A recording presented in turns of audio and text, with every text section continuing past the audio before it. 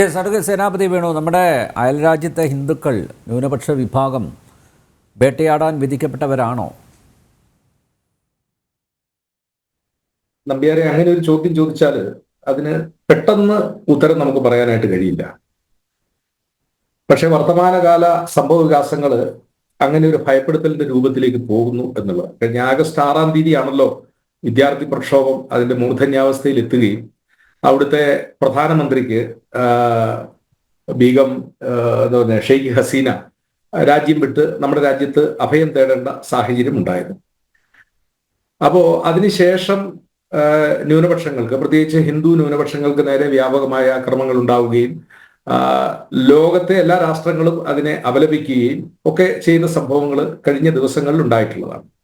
അപ്പം നമ്മളൊക്കെ ഒരു ധരിച്ചത്, ഇവിടെ ഗോകുൽ യുവരാജ് പറഞ്ഞതിന്റെ ഒരു അഡീഷണൽ ആയിട്ട് ഞാൻ പറയുന്നത്, നമ്മളൊക്കെ ധരിച്ചത് മുഹമ്മദ് യൂനുസിനെ പോലെ ഒരാള് അവിടെ പ്രധാനമന്ത്രിയായി അവരോധിക്കപ്പെടുമ്പോൾ, കാരണം അദ്ദേഹത്തിന് ഇന്ത്യയുമായി വളരെ അഭേദ്യമായ ബന്ധമുള്ളയാളാണ്, അങ്ങനെ ഒരാൾ അവരോധിക്കപ്പെടുമ്പോൾ അവിടുത്തെ ന്യൂനപക്ഷങ്ങളുടെ കാര്യത്തിൽ കുറച്ചുകൂടി ശ്രദ്ധയുണ്ടാകും എന്നുള്ളതായിരുന്നു നമ്മളുടെ എല്ലാം പ്രതീക്ഷ. പക്ഷെ പ്രതീക്ഷകൾക്ക് വിരുദ്ധമായ കാര്യങ്ങളാണ് സംഭവിച്ചുകൊണ്ടിരിക്കുന്നത്. ഇപ്പോ ഇവിടെ ഏറ്റവും അവസാനം നമ്മൾ ചർച്ച ചെയ്യുന്നത് ഇസ്കോണുമായി ബന്ധപ്പെട്ടതാണ്. അതിന്റെ ബംഗ്ലാദേശിലെ തലവൻ ചിന്മയ് കൃഷ്ണദാസ്, അദ്ദേഹത്തിന്റെ പേരിൽ സെഡീഷ്യസ്, അതായത് രാജ്യദ്രോഹ കുറ്റം വരെയാണ് ചുമത്തി അദ്ദേഹം അറസ്റ്റ് ചെയ്യപ്പെട്ടിരിക്കുന്നത് എന്നാണ് വാർത്തകൾ പുറത്തേക്ക് വരുന്നത്. അപ്പോ ഞാൻ എന്റെ ചർച്ച ആരംഭിക്കുന്നത്, ഞാൻ ഇന്നലത്തെ ഇന്ത്യൻ എക്സ്പ്രസ് ദിനപത്രത്തിൽ ഇന്ത്യൻ എക്സ്പ്രസിന്റെ റെസിഡന്റ് എഡിറ്റർ ശ്രീ പ്രഫു ചൗള, അദ്ദേഹം ഇന്ത്യൻ എക്സ്പ്രസ് പത്രത്തിന്റെ എഡിറ്റോറിയൽ പേജിൽ എഴുതിയ ഒരു ലേഖനം, ഇന്നലത്തെ ലേഖനം. ആ ലേഖനത്തിന്റെ തലക്കെട്ട് Yunus must face Modi Trump wrath. Yunus must face Modi Trump wrath. അതായത് അതിൽ അദ്ദേഹം ആ ലേഖനത്തിൽ അദ്ദേഹം ഈ യൂനുസിനെ കുറിച്ച് തന്നെ ഒരു വാക്ക് പറയുന്നുണ്ട്, വാക്കല്ല ഒരു വാചകം. The citation of Yunus's Nobel reads every single individual on earth has both the potential and the right to live a decent life across cultural and civilisation.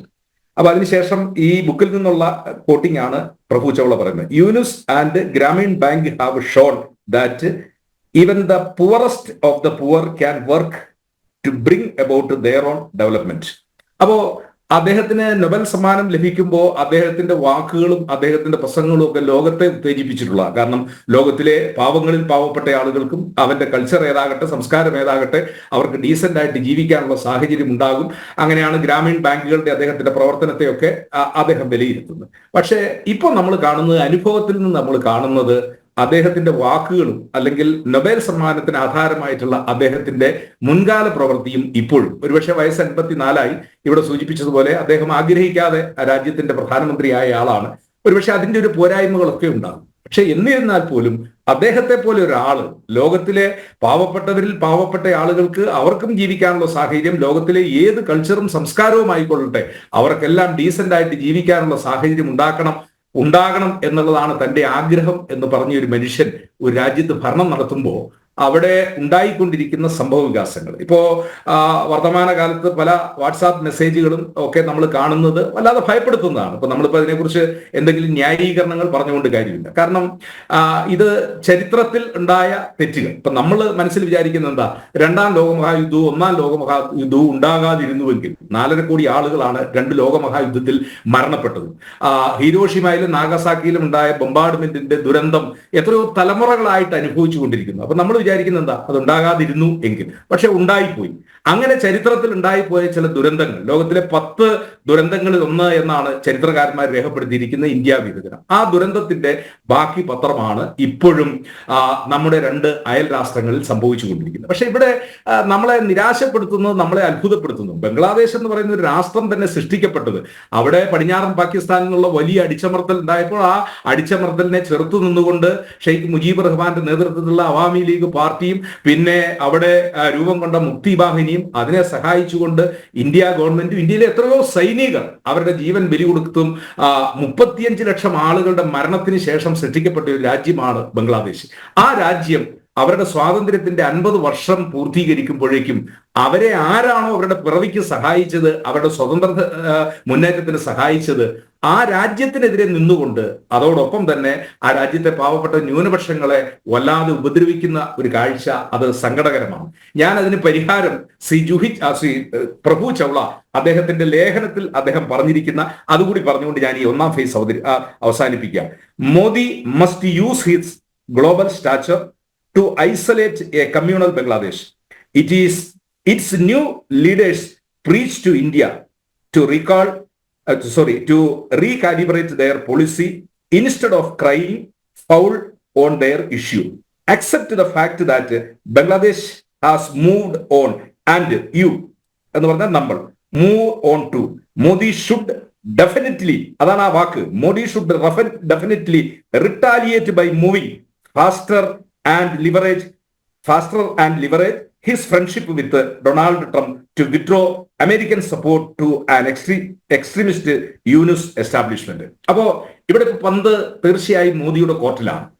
India ഗവൺമെന്റിന്റെ ശ്രീ മോഡിയുടെ അദ്ദേഹത്തിന്റെ ആഗോളതലത്തിൽ അദ്ദേഹമുണ്ട് എന്ന് പറയുന്ന അദ്ദേഹത്തിന്റെ ആ പ്രതിഭാസത്തെ ഉപയോഗിച്ചുകൊണ്ട് ഇപ്പോൾ അദ്ദേഹത്തിന് നടപടികൾ സ്വീകരിക്കാനുള്ള ചില സാഹചര്യങ്ങളുണ്ട്. കാരണം ഒന്ന്, 25% വൈദ്യുതി ബംഗ്ലാദേശിന് ഇപ്പോഴും സപ്ലൈ ചെയ്യുന്നത് നമ്മളാണ്.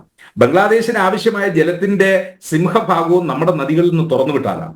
ബംഗ്ലാദേശിൽ കഴിഞ്ഞ 15 കൊല്ലമായി ഇന്ത്യയുടെ വികസന പദ്ധതി എന്ന് പറഞ്ഞാൽ ഞാൻ മനസ്സിലാക്കുന്നത് $15 billion subject to correction. $15 billion വികസന പദ്ധതികളാണ് നമ്മൾ കഴിഞ്ഞ 15 വർഷമായി ബംഗ്ലാദേശിന് കൊടുത്തുകൊണ്ടിരിക്കുന്നത്. അപ്പൊ ഞാൻ പറഞ്ഞു വന്നത്, ഒന്ന്, നമ്മൾ ബംഗ്ലാദേശിനെ ഞെരിക്കേണ്ട ഒരു സമയം അത് അതിക്രമിച്ചു കഴിഞ്ഞിരിക്കുകയാണ്. കാരണം ഇന്ത്യ ഇല്ല എങ്കിൽ അവർക്ക് അവിടെ ശരിയായ രീതിയിൽ, കാര്യം ഇപ്പൊ ചൈനയൊക്കെ അപ്പുറത്തുണ്ട് എങ്കിലും ഇപ്പോ മനുഷ്യനാണ് അതിർത്തി തീർത്തിട്ടുള്ളൂ. പ്രകൃതി വരച്ച ആ അതിർത്തിയുടെ ഭാഗമായിട്ട് ബംഗ്ലാദേശ് നിൽക്കുമ്പോൾ ഇന്ത്യയുടെ ഒരു സഹായം ഇല്ലാതെ അവർക്ക് മുന്നോട്ട് പോകാൻ കഴിയില്ല. അപ്പോ ശ്രീ പ്രഭു ചൗള പറഞ്ഞതുപോലെ ഇപ്പോൾ മോദി ഇന്ത്യയുടെ ഭരണാധികാരി എന്ന നിലയിൽ അദ്ദേഹം ഉണരേണ്ടിയിരിക്കുന്നു.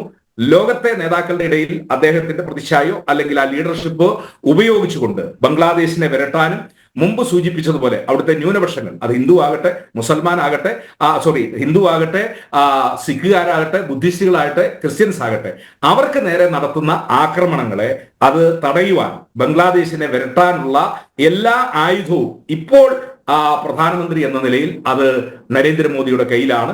ശ്രീ ജയശങ്കർ കഴിഞ്ഞ ദിവസത്തെ അദ്ദേഹത്തിന്റെ വിദേശകാര്യമന്ത്രിയുടെ വാർത്താ സമ്മേളനവും അതുപോലെ തന്നെ ഇന്ത്യയുടെ വിദേശകാര്യ സെക്രട്ടറിയുടെ കഴിഞ്ഞ ദിവസത്തെ പത്രപ്രസ്താവനയൊക്കെ ആ ഒരു നിലയിലേക്ക് പോകുന്നു എന്നാണ് ഞാൻ മനസ്സിലാക്കുന്നത്. അപ്പോ ഇന്ത്യ ഗവൺമെന്റ് ഉണരേണ്ട ഒരു സമയം അതിക്രമിച്ചിരിക്കുന്നു. ഇനി വൈകുക എന്നുള്ളത് അത് അപകടകരമായ ഒരു സ്ഥിതിയിലേക്ക് പോകുന്നു. കാരണം ഇപ്പോ ISIS-ഉം പാകിസ്ഥാനിലെ ISI-യുമാണ് ബംഗ്ലാദേശിലെ ഗവൺമെന്റിനെ നിയന്ത്രിക്കുന്നത് എന്നുള്ള ഒരു ഭയാനകമായ ഒരു സാഹചര്യം അവിടെ നിലനിൽക്കുന്നു. അപ്പോ കാര്യങ്ങൾ കൈവിട്ടു പോകാതെ അവരെ ഇന്ത്യയുടെ ശക്തി ഉപയോഗിച്ചുകൊണ്ട്, ലോകരാഷ്ട്രങ്ങളുടെ ഇടയിൽ ഇന്ത്യക്കുള്ള സ്വാധീനം ഉപയോഗിച്ചുകൊണ്ട് അവരെ വിരട്ടുക എന്നുള്ള പദമല്ല ഞാൻ ഉപയോഗിക്കുന്നത്, സമ്മർദ്ദത്തിലാക്കി ഈ അവിടുത്തെ സാധുക്കളുടെ ഈ ന്യൂനപക്ഷങ്ങളുടെ സംരക്ഷണം ഉറപ്പുവരുത്താനുള്ള ബാധ്യത ഇപ്പോൾ ഇന്ത്യ ഗവൺമെന്റിന്റെ കയ്യിൽ നിൽക്കുന്നു എന്നുള്ളതാണ് ഈ അവിടെ നടക്കുന്ന ഈ സംഭവവികാസങ്ങളെ നിരീക്ഷിക്കുന്ന ഒരു രാഷ്ട്രീയ വിദ്യാർത്ഥി എന്ന നിലയിൽ എനിക്ക് സൂചിപ്പിക്കാനുള്ളത്. ശ്രീനമ്പ്യാണ്.